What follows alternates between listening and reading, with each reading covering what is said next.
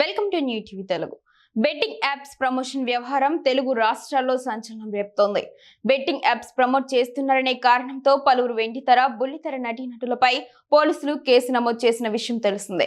ఈ నేపథ్యంలోనే సినీ నటులు విజయ్ దేవరకొండ, దగ్గుబాటి రానా పేర్లు కూడా రావడం, కేసు నమోదైన నేపథ్యంలో వాళ్ళ టీమ్స్ వివరణ ఇచ్చింది. ఈ నేపథ్యంలో విజయ్ దేవరకొండ టీం వివరణ ఇచ్చింది. కేవలం స్కిల్ బేస్డ్ గేమ్స్ కు మాత్రమే ఆయన ప్రచారం నిర్వహించారని స్పష్టం చేసింది. ఆ కంపెనీ చట్ట ప్రకారం నిర్వహిస్తున్నట్లు తెలిపింది. Vijay Devarakonda skill based games కు మాత్రమే ప్రచారం నిర్వహించారు. ఆ కంపెనీలను చట్ట ప్రకారం నిర్వహిస్తున్నారు. ఆన్లైన్ స్కిల్ గేమ్స్ అనుమతి ఉన్న ప్రాంతాలకు మాత్రమే విజయ్ ప్రచారకర్తగా వ్యవహరించారు. ఆయన ఏ ప్రకటన చేసినా కంపెనీకి ప్రచారకర్తగా ఉన్న సదరు సంస్థ న్యాయపరంగా వ్యవహరిస్తున్నారా లేదా అన్నది విజయ్ టీం క్షుణ్ణంగా పరిశీలిస్తుంది. ఆ కంపెనీ లేదా ఉత్పత్తి చట్ట ప్రకారం అనుమతి ఉందని తెలిసిన తర్వాతే విజయ్ దానికి ప్రచారకర్తగా ఉంటారు అని విజయ్ దేవరకొండ టీం తెలిపింది. అంతేకాక అలాంటి అన్ని అనుమతులు ఉన్న A23 అనే సంస్థకు బ్రాండ్ కు విజయ్ అంబాసిడర్ గా పనిచేశారు. రమ్మీ స్కిల్ బేస్డ్ గేమ్ అని గతంలో పలుమార్లు సుప్రీంకోర్టు కూడా తెలియజేసిందన్నారు. A23 అనే కంపెనీతో విజయ్ తో ఒప్పందం గత ఏడాది ముగిసింది.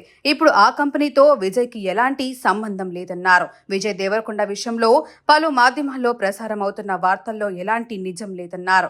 నిబంధనలకు విరుద్ధంగా పనిచేస్తున్న ఏ సంస్థకు ఆయన ప్రచారకర్తగా వ్యవహరించడం లేదు అని విజయ్ దేవరకొండ టీం స్పష్టం చేసింది.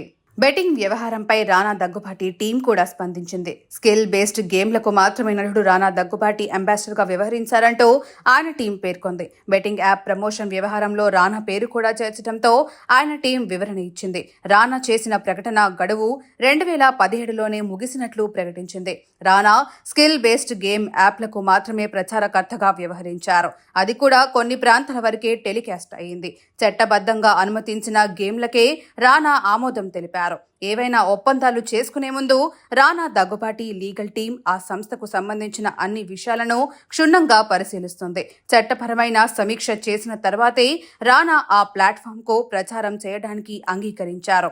జూదానికి వ్యతిరేకంగా భారతదేశ అత్యున్నత సుప్రీంకోర్టు ఈ ఆన్లైన్ గేమ్లను గుర్తించింది. ఈ గేమ్లు అవకాశం మీద కాకుండా స్కిల్ మీద ఆధారపడి ఉన్నాయని, అందుకు చట్టబద్ధంగా అనుమతించినట్లు కోర్టు సైతం తీర్పు ఇచ్చింది. నిబంధనలకు విరుద్ధంగా పనిచేస్తున్న ఏ సంస్థకు ఆయన అంబాసిడర్ గా వ్యవహరించలేదు అని రానా దగ్గుబాటి టీం స్పష్టం చేసింది.